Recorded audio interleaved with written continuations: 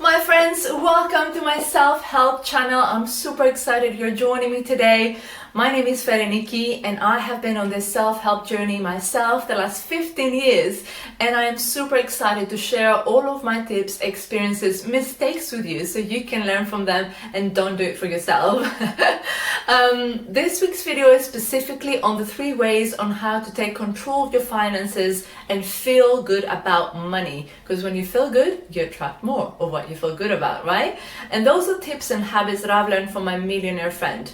So you'd like to sit around and have a look until the end of this video to find out what those are so you can implement them in your life. In the meantime, please subscribe to my YouTube channel to find out more about self-help advice, and like this video if you find it valuable.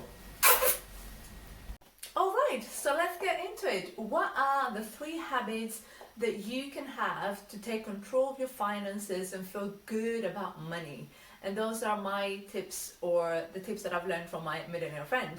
So, and it doesn't matter, of course, where you are in your life, whether you're 30, 40 or 50, whether you have kids or you don't, you just start from where you are. But I would definitely recommend that you teach those habits to your kids, because I wish I knew that when I was young.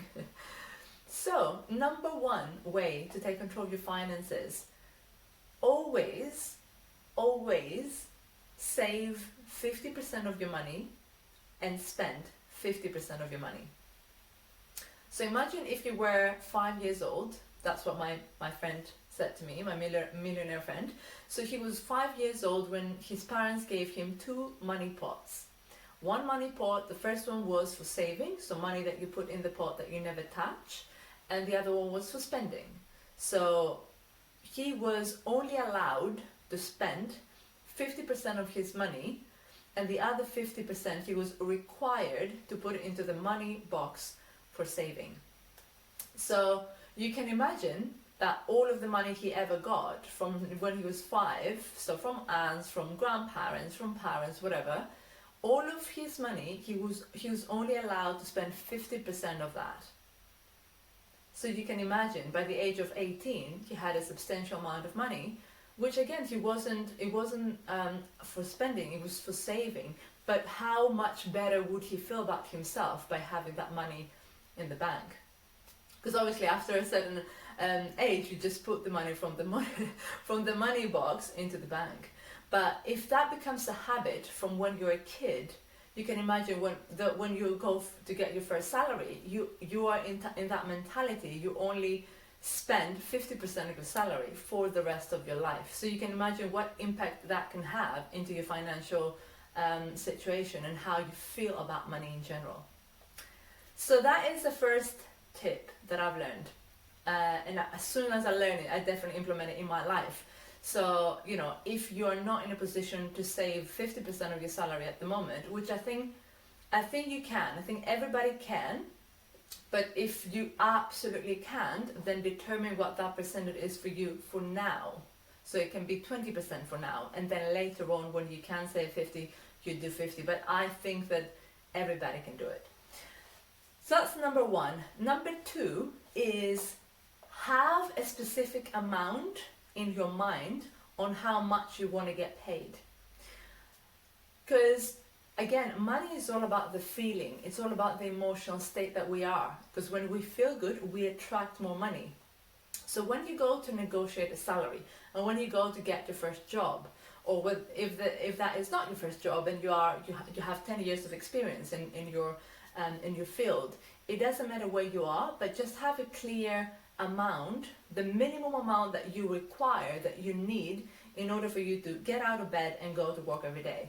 So of course you need to look at what the market pays, what is the range that the market pays. So if you're an accountant, what is the range that people pay for your experience, or when you work in sales or marketing, it doesn't matter. So get an understanding of what the market pays, but also be able to define what you want for yourself. Don't let other people define that for you.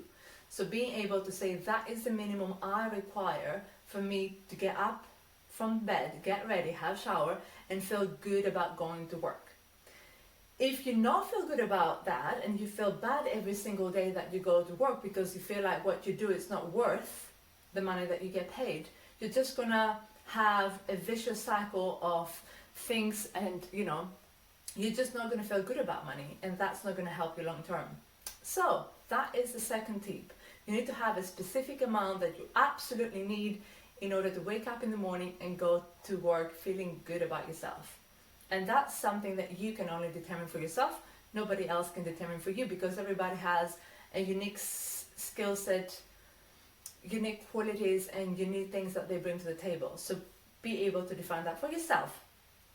Now, number 3 of the third sort of habit that I've learned from my millionaire friend is to always have a budget for everything and always check before you pay. So have a budget, and that can be 3 or 4, but I thought it's all together. Just check your finances. So first of all, have a budget for every week, how much money you can spend. You never go over your budget for the month, and also for holidays. So for example, when you go for Christmas holidays, not for the holidays, for the gifts, when you go Christmas shopping, and you want to buy gifts for everybody, for your families and your siblings, don't just go and just buy, because it's so easy to overspend. It's just so easy to do that. So have a budget and say, that is what I am I want to spend, that is within my budget that I can afford, and that's what you're gonna spend your money on. So don't go and just spend. Have a budget for everything before you spend.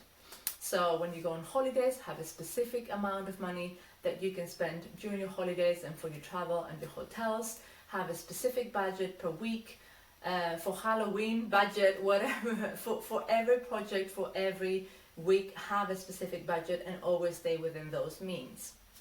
And also, when you buy something, always check. Like when you go to a restaurant, always check before you pay, because that's, there's always mistakes happening. People are, just always check before you pay what you're paying for. And if everything is okay, that's fine. But don't just pay like this, because it just, that is a little bit, that you're not really respecting your money, essentially. So money is all, it's energy, right? So the more you respect your money, and the more good you feel about your money, then that's what will return back to you. So those are my 3 tips on how to take control of your financial situation and feel good about your money. And if you like this video, please thumbs up, like it, and subscribe to my YouTube channel, and I'll see you next week. Love you all.